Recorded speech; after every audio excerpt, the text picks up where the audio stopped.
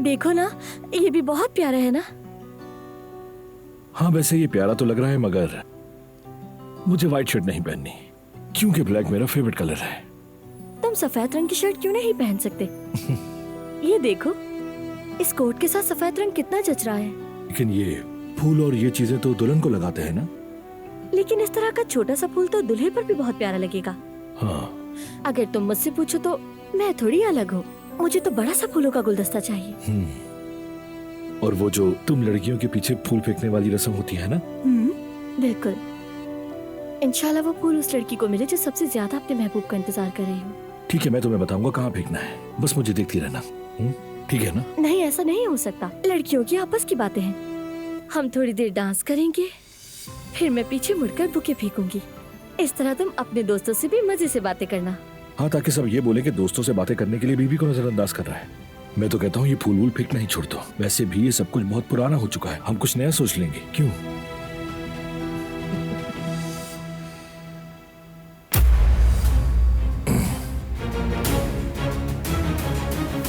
क्या हो रहा है यहाँ? कुछ भी नहीं दादी जान, मैं तो बस चाय लेने के लिए आया था यहाँ।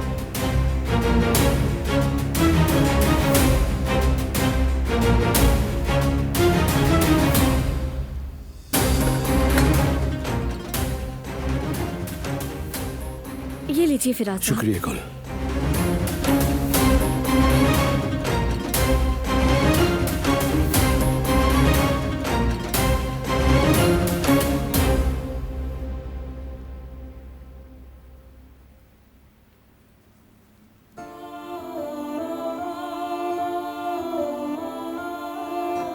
बेटा, ये तुम्हारे माथे पर क्या हुआ है? मैं टकरा गई थी कदर आपा, चक्कर आ गए थे, कोई खास बात नहीं। अरे बेटा, ख्याल रखा करो ना।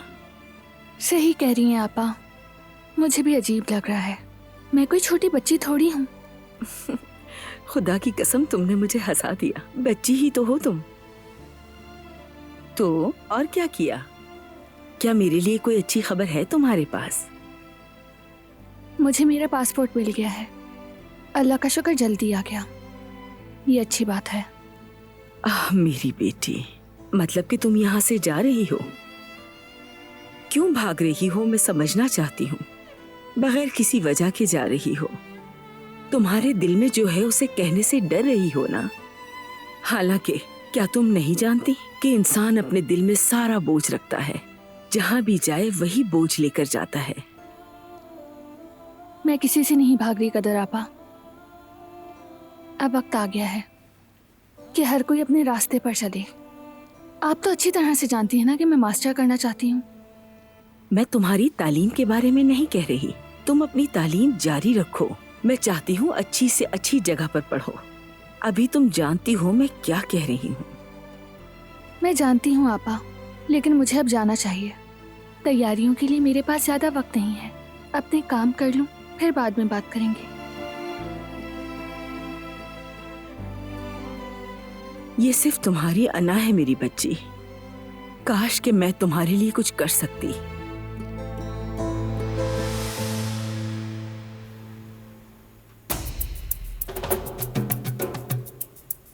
इस घर की नौकरानी को अपनी हैसियत का इल्म होना चाहिए।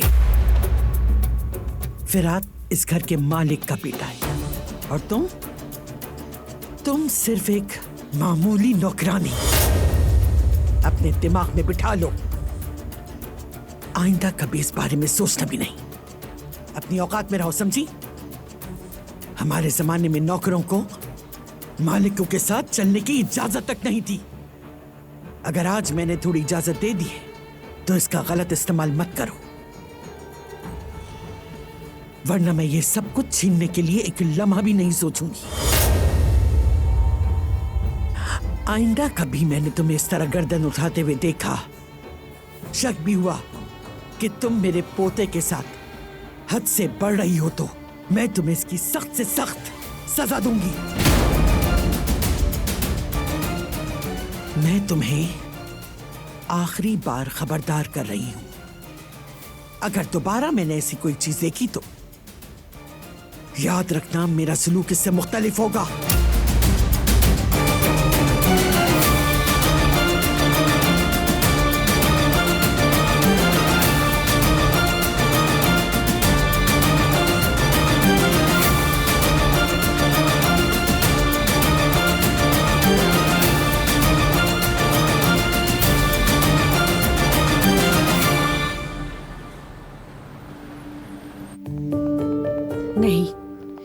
ये सब ऐसे नहीं चलेगा। मेरा यामूर की माँ से बात करना जरूरी है। लेकिन अगर मैं कॉल करूंगी तो क्या होगा? वो औरत पहले ही बहुत कुछ कह चुकी है। तो क्या हुआ, मैं कॉल तो करूंगी। हो सकता है उसका दिमाग बदल जाए जब वो ये बात सुनेगी कि उसकी बेटी हमारे पास है।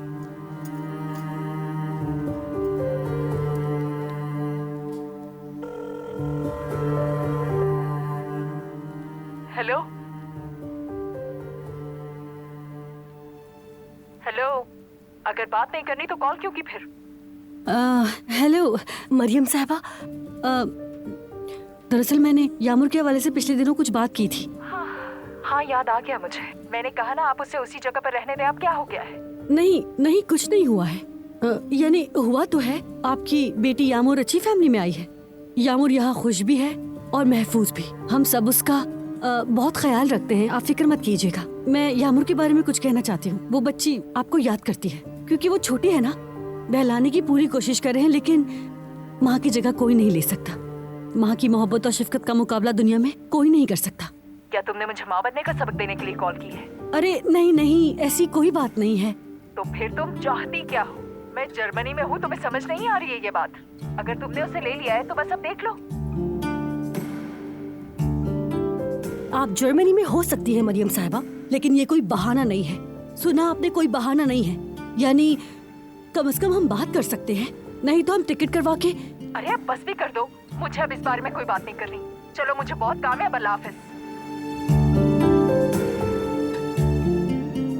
बेवकूफ कहेंगी।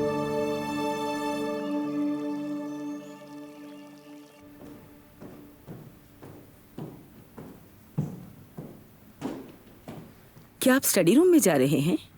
जी हाँ। मैं भी वहाँ सफाई करने वाली थी, अगर आपके पास वक्त हो तो। ठीक है आपा, मुझे बस थोड़ा सा काम है, वो करके निकल जाऊंगा, फिर आप अपना काम कर लीजिएगा। ठीक है बारान साहब, आप अपना काम कर लीजिए।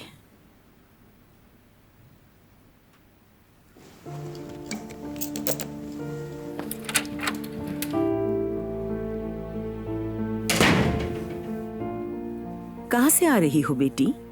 मैं थोड़ा बाहर गई थी हवा लेने। तुम मेरी बातों की वजह से नाराज तो नहीं हो बेटा? यानी मैं हर चीज में मदाखलत करती हूँ ना? ऐसी कोई बात नहीं है। मेरा मतलब है, कुछ दिनों से मैंने तुम्हें काफी तंग कर दिया है, यानी कुछ जाती मामलात के बारे में। लेकिन तुम तो जानती हो कि जो मेरे दिल में आता है वो मैं कह देती हूँ। मेरी नीयत तुम्हें कभी भी तकलीफ देने की नहीं होती बेटा। नहीं कदर आपा, ऐसा कुछ भी नहीं। हम तो नॉर्मल बातचीत करते हैं। जब से मैं यहाँ आई हूँ, एक आप ही तो हैं जिनसे मैं दिल की बात करती हूँ, सब कुछ तो शेयर करती हूँ। आपसे बात करके मुझे ऐसा लगता है कि मैं अपनी अम्मी से बात कर रही हूँ। सच कहूँ तो मैं खुद को गुल से मुख्तलिफ नहीं समझती। सही कहा तुमने बेटा, तुम दोनों ही मेरे लिए मेरी औलाद हो। मैं सिर्फ इतना चाहती हूँ कि तुम खुश रहो, बस मेरी और कोई ख्वाहिश नहीं बेटा। हाय अल्लाह, मैं तो यहाँ तुमसे बातों में लग गई, जबकि आज तो मुझे बहुत काम था। पता नहीं कैसे पूरा करूँगी। मैं आपकी कोई मदद करूँ कदर आपा? मुझे बताएं कि क्या काम करना है। नहीं बेटी, तुम अपना काम करो, आज तुम्हारे पास भी बहुत काम है। मैंने अपने सारे काम कर लिए हैं। अगर फारिग बैठूंगी तो मुझे बहुत ज्यादा बोरियत होगी। बताएं क्या काम है आपा?